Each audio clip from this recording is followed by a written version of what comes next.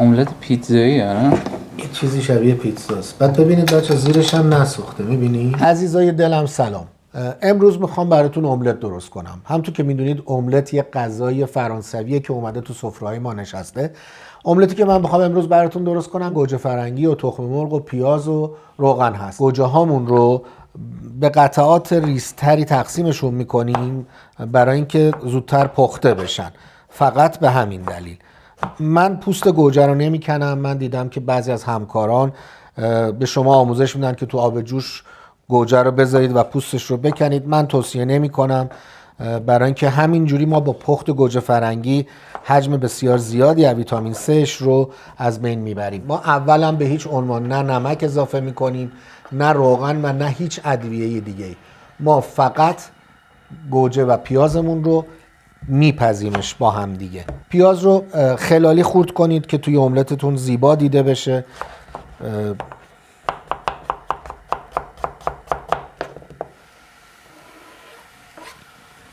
اجازه بدید که این پیاز و گوجه با همدیگه پخته بشه.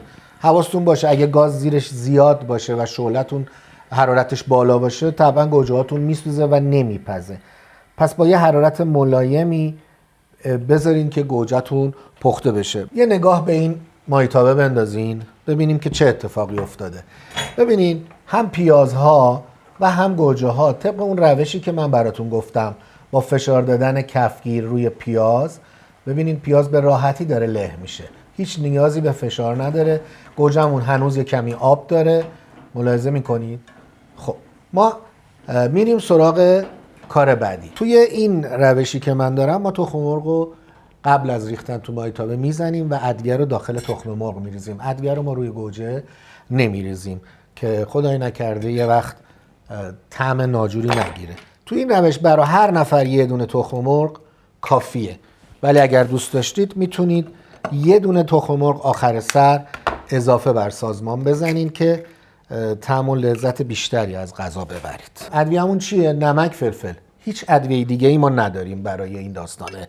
این مدل املتمون نمک همونطور که گفتم طبق همیشه حداقل ممکن رو بریزید برای اینکه نمک بد میشه به غذا اضافه کرد ولی قبلش اگر اضافه باشه نمیشه کمش کرد.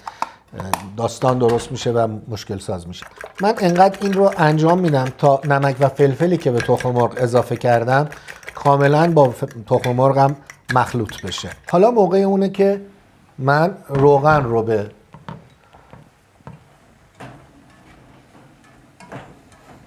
املتم اضافه کنم. ببینید کاملا پخته و بی نهایت لذیذ.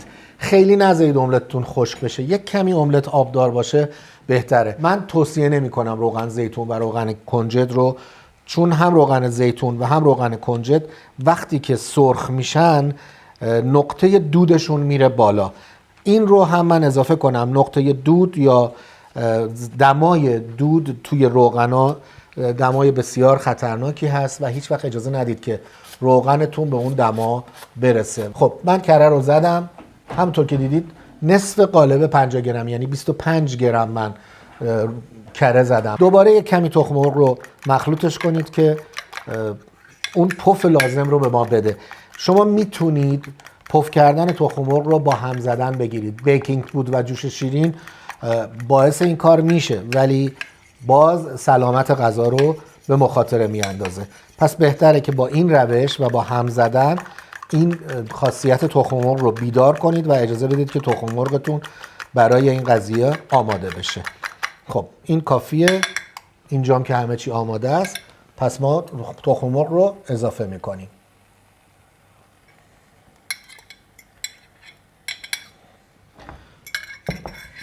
یه مختصر همی بزنید که به همه جای املتتون تخم مرغ زده شده اضافه بشه. وقتی همه جا پخش شد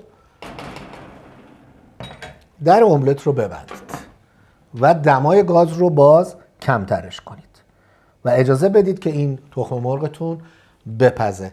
یه چند دقیقه تحمل کنید. بین 5 تا 10 دقیقه زمان میبره. دست خودتونه. اگه دوست داشتین خیلی سفت باشه و حالت یه پیتزا به خودش بگیره و گرد بشه و خوشگل بشه یه کمی بیشتر بذارید بمونه، حواستون باشه زیرش زیاد باشه تهش میسوزه و بدتر میشه. بذارید با حرارت ملایمی اتفاق بیفته. دوستان دوست داشتنی، املت ما حاضره. من زیر گاز رو خاموش میکنم و از روی گاز برش میدارم. موقع برداشتن یه نکته‌ای رو حواستون باشه، در قابلمه در ماهیتابه پر از آبه. اگر کج برش دارین این آب برمیگرده روی املتتون و شکل قشنگی نمیشه. اینو باید سریع برش دارین به این شکل که آب نریزه روی قابلمه.